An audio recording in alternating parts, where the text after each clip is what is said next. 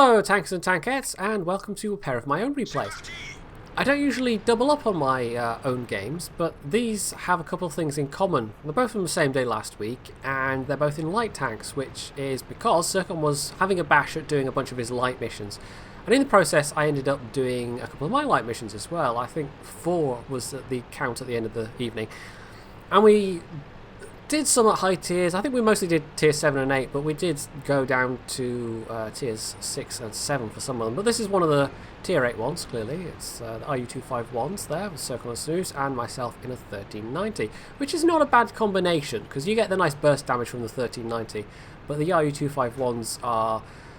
They're sort of a cross between medium tanks and light tanks. Like they seem to have gained popularity among the more purple players of the game. I don't know how else to put it, because they are very, very capable. They're very, very they're adaptable. They're capable of doing several things. This zoom stuff, by the way, these are 9.6 replays, and they have a few bugs. It's funny, the first time I actually I sent a report in just to, because, you know, supposedly the bugs had been fixed for 9.6. So I sent a support ticket saying, is this just me, or is this bugs? And they were like, yeah, I'll do this, reinstall your client, blah, blah, blah. And then I went, okay, I've done all that. It's still happening. And they were like, yeah, we know about that. That's a bug. I was like, okay, you maybe do all that stuff when you knew it's a bug. Okay, you could have just told me that to begin with. Anyway, well done, Wargaming Support. Snooze has gone forward, and unfortunately he got seen doing it, and I couldn't even take shots at that enemy scout because my gun elevation wasn't good enough. And that's just a thing with French tanks, especially the French autoloaders. They have terrible gun elevation. I think it's better with the Americans, but the American autoloaders in a lot of ways are better. But the French autoloaders have still got a place, and the 1390 definitely does. So I decided I can either go forward and try and get to where Snooze is, which seemed a bit of a risky proposition, or I could go across and help the other side. And I've got the choice of either going kind of where the Type 59 is, or where the Comet and the WZ-111 is. Now this is good matchmaking, but our top tiers aren't really making the best use of it. The WZ-120, at least, that was with us, he's gone forward, he's trying to do stuff, he's engaging that enemy 1390, who was causing a bit of hassle. It was that 1390 that probably spotted Snooze, and they weren't really sure what was spotting him, and it turned out it was that guy all the way down in the valley. But anyway, what's happening on the other side of the map is much less good. Our T-34s and the IS-3 and the something else there as well? No, I think it's just those 3 tanks. They are rapidly surrounded. We have no presence in the town whatsoever, and our Tier 9 Heavy, WZ-111-14, was sitting at the back sniping and died in very short order. So yeah, I'm just trying to spot at the moment. I'm contemplating pulling the trigger on this Yak Tiger, and I think, okay, no, it's probably yeah, I mean, if I can do some damage, then okay, but I know it's going to get me spotted. However, I take the time to aim the other shots because I've got the element of surprise. They weren't expecting to be shot from there, but I pulled back just in time. It's not looking good now, is it? I mean, there's me and this Comet here, and we've got a Type 59 and Circon in the valley, and then Snooze and the WZ on the other side of the valley. And then there's our 3 arty, and that's it. That's all we've got of our team. So we're down all of our tank destroyers and all of our heavies already. And of the mediums, well, the Comet's in pretty bad shape. I said he's in pretty bad way there, but, you know, I can English. Oh, hello, T-34. And the WZ-120 and the Type 59 are... I mean, none of these people are platoons, so everyone's just kind of doing their own thing at the moment. And I've seen that IS-3's coming forward. Taking the shot at the T-34 was a bit risky, but again, I was hoping for the element of surprise. But at this point, discretion is the better part of valor. I'm just going to get the heck out of there. And it's a pity the Comet didn't do it beforehand either, because there's no way he's going to get away in time now. IS-3, you can just feel the reticle closing on the Comet. Now, I had a moment of indecision here. I plunged down into the valley and then I went back up because it looked like that T-34 was going for Circon, and it turns out he is. So we know where the M103 is, we know where the IS-3 is, and the T-34, and oh, there's that Yak Tiger as well. So Circon looked like he needed the help. Snooze also, I mean, he's here as well, but he can't take any hits, whereas myself and Circon are both full health, so that's alright. Now WZ's still helping us from the other side, but, oh, there we go.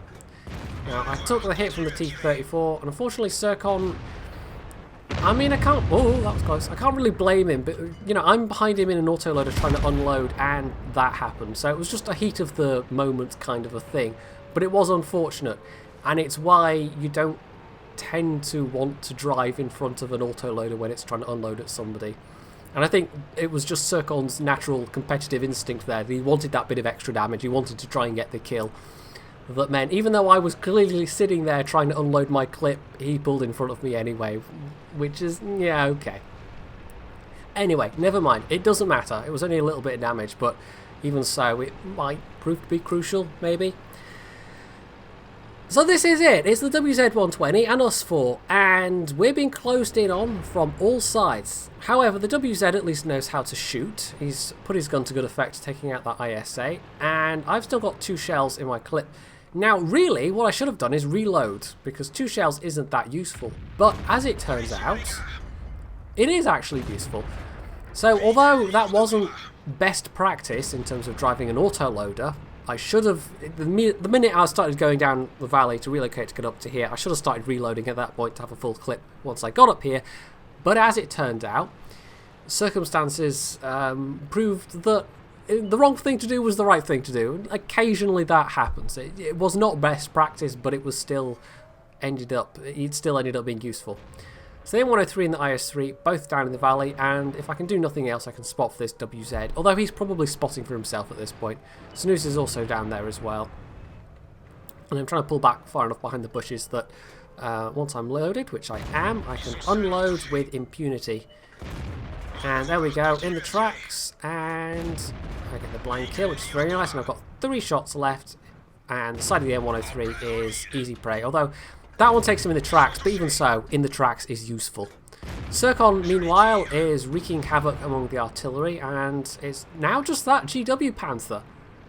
So this went from being very dicey indeed to actually, yeah, just the last couple of people keeping their heads turned that situation around entirely, and that was all down to light and medium tanks, and artillery helped as well. You know, let's not discount the artillery factor, the fact that we had RT helping, softening up those targets, the fact that our heavies did go down swinging at least. But even so, if you look at the team list, I mean, my results screen there was okay. That was actually the one I ended up getting the mission I didn't think I was gonna, but us 4 that survived were easily top of the team, and the rest of the team, well, we had a Lorraine 155 that did 1200, a T34 that did 1500, and the rest of the team weren't very good. The rest of the team all did less than 1000.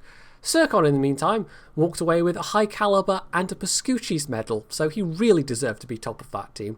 We definitely, we had to carry that one because the rest of the team was just not up to snuff, to be honest. But that happens sometimes, and it's actually the fact that we had one other tank that kept their head and was able to do damage and stay alive. And I can't, I can't comment on his game as a medium player because I'm not the best medium player in the world. But he was still, his contribution was pretty important, even though it was only slightly more damage than myself and Snooze in light tanks, and he was a top tier medium tank. The fact that he was still alive was actually really helpful. So sometimes it doesn't even have to be that somebody is playing fantastically themselves. They just have to be playing good enough that then lets you do the rest of the work, kind of thing. It's when you end up in a situation where you have to do everything that things can get a little salty, shall we say. So here we are, match number 2, and it is again an autoloader, but a slightly different sort of an autoloader. The T71 has a very good gun for its tier. It's kind of a mix between the 1375 and the 1390 in that it's got about the pen of the 1390, but the alpha damage is closer to that of the 1375. And it's a good mix. I'd rather have this sort of a gun on the 1375 than the one it does have. But anyway, the 1375 is, the lacklusterness of that's a word, right? That is a subject for another video and has been the subject of previous videos. It can have good games, but it's not great, especially compared to some of the newer ones.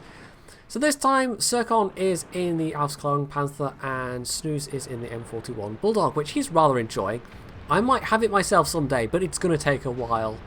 Grinding scouts is not a thing I tend to do, and even it's not like the T71 it's not particularly on a scout line. It leads to the T69, of course, but I'm a ways from having that, and I like the T71, but I don't tend to play it over and over again. And this particular evening was just scout after scout after scout. And it was kind of interesting. I mean, one of the reasons why the missions are there is to encourage people to play different classes of vehicles that they haven't necessarily played before. But if you particularly hate a class of vehicle, it isn't necessarily a good thing. It's not going to make you love it, it's just going to make you more frustrated. Snooze wisely making a getaway there. Although, he possibly should have a bit earlier. I mean, Circon got out relatively early, and I'm trying to give some fire support, but I can't really just afford to sit here. That one sailed awfully close over my head. That's a Tiger 2 that's about to appear, and I feel like I've pushed my luck enough there, so I'm going to fall down and reload while I'm doing it. Unfortunately for Snooze, that means, yeah, RIP. Now, I want you to notice the minimap at this point. Most of our heavies have gone into the town, and that's fine. We don't really have anything on this flank except me, a Panther, artillery, and a T-34. Wait, what? Yeah, that's a bot. Now, I did initially wonder if it was somebody that had logged in, realised they had to go AFK, and then just parked themselves next to Arty, so that they'd be relatively safe, like they'd have a decent chance of surviving the battle. But then later on, yeah, he starts moving his turret, he starts trying to shoot at things, so yeah, no, it was a bot, I'm pretty sure. Anyway, so I have hightailed it out there. I almost said hightailed it, that would not even make sense. But I've got a bit of cover, I can shoot through that gap in the rocks, I can also shoot here. Now you'll know I don't have 6th Sense on this crew. I have 6th Sense on, I think, one scout crew, and that is something of a hindrance, as you can imagine. Now, it's annoying that the T-34 was a bot, but it also turns out to be beneficial, because the fact that he's a bot but he's placed himself there means they're all focused on him, and I can sit here and do this, which is quite useful. Now, we've lost one arty already. And, oh, if I could take this 12T, that'd be useful. Now, I pulled out just a bit too far there, and some of these shots were pretty terrible. Others were just poor RNG. That was aimed a bit low, but even so. Only 2 of that 5 actually went in. Now, our arty, the 13F, the 13F3, there we go. He suicided, so we've got a bot and a suiciding arty. Yeah, but all the while that they were concentrating, and there we go, that T-34, he's got a kill. He's not just AFK, he's either a bot or horrendously bad. They're all focused on him, and that is great for me, because I can just keep this up all day long if need be.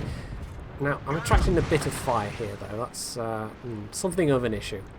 But the fact is that between myself and the bolting T-34, we've been able to hold up that entire advance, and that's given the rest of the teams sufficient time to get round and do other things. Although, of all the heavies that went into the town, the herd has been thinned out a bit, and they've now split it up. But Circon's doing his best to support. Now, it looked like their T-34 was looking my way, so I am just going to pull back. Don't know if I was actually spotted or not, if he just knew I was going to aim through there, because I had been shooting through that gap, you know, it's the obvious guess to make. But I'm not going to push my luck, so I'm just going to peek again. There he is. And we're down to the last couple of tanks on both teams at this point, so it's kind of make or break. And this is kind of a... Oh, that's someone in the cap. It's kind of a similar situation to the last battle where it's come down to light tanks. Unfortunately, Circon died there. But, yeah, no, this terrain was really slowing me down. Now, that's a derp gun. Oh, hello. Well, he's fired. Okay.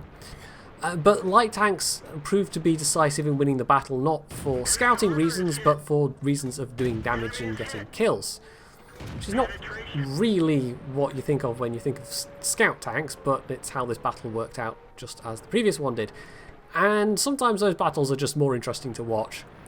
Anyway, I couldn't offhand remember what the reload of the derp gun was, so I only emptied half my clip into that guy. And that T-34 looks like he's coming for me, but that's fine. I'm not going to panic and run away. I'm going to sit here. I can proxy spot these guys, and we've killed their arty. So this is the last two enemies. At this point, I think I'm going to sneak up behind the SU-152, except... no, he's looking this way. Okay, no, new plan. Let's not do that. However, this has all been buying time for our friendlies to turn up, so that's fine. And as Circon pointed out at this stage, well, if I... oh, is he coming around? No, okay. If I take a hit from the SU-152, it could well be fatal. If I take a hit from the T-34, I know I'm going to survive. So I go for a clip reload, because I was holding on to that half clip for no reason at all, really. I should have just, again, poor clip management on my part, but this time it really didn't matter. I had the time to sit and reload safely. And then I just go for it, and I think I'm going to take the hit. Okay, I'm going to take the hit, it's fine. I'm just going to grin and bear it, and I know that was my track and my engine at the same time. That's not what I wanted. Okay, this is not good. I'm now crippled, and I know he's got a long reload. The reticle was... okay! Not lucky at all. Not lucky at all. I was about to say it was unlucky my shot went into his gun mantle, considering where I was aiming. But then, no, I really can't complain about luck after he missed at point blank range. The entire stream was just like, what? Yeah, no, I was a lucky son of a bitch there. I will freely admit that. I mean, we were going to win this anyway. That Tiger has got full health, the Tiger 2 rather. So the T-34, even if I died, it wouldn't have mattered. And there we go, we kill him just as the IS-3 capped. I don't know why the IS-3 was trying to cap. We knew exactly where the last couple of tanks were. He could have come back, he could have got more damage, but no, he capped. Whatever. But in the end, my luck just held enough that... I don't know, it evened out. You know, I got shot and my engine got turned yellow, which is always bad in a scout. It's usually better to repair your tracks than your engine and try and limp away if you can. But yeah, that was still very, very lucky indeed. And again, looking at the team list, I mean, Snooze unfortunately got taken out very early, but it was myself on second place with the highest damage of the team, in fact, and Circon in fourth place. And even his 1300 damage was enough to get him fourth place on that team. So again, a scout tank really not doing scout tanky things, but more having to do damage and get the kills and provide a distraction. And, you know, I was keeping people spotted at various points as well, but that was more of a weird match. And part of it was down to that botting T-34. It's weird. The match, like, if he'd been further forward on that flank, maybe if he'd been actually playing, maybe he just would have died earlier, in which case I would have been having to spot for myself. They all would have been focused on me, and I wouldn't have had such free reign to put shots in on their side armour, at which point the match might have gone very differently. They might have even capped out.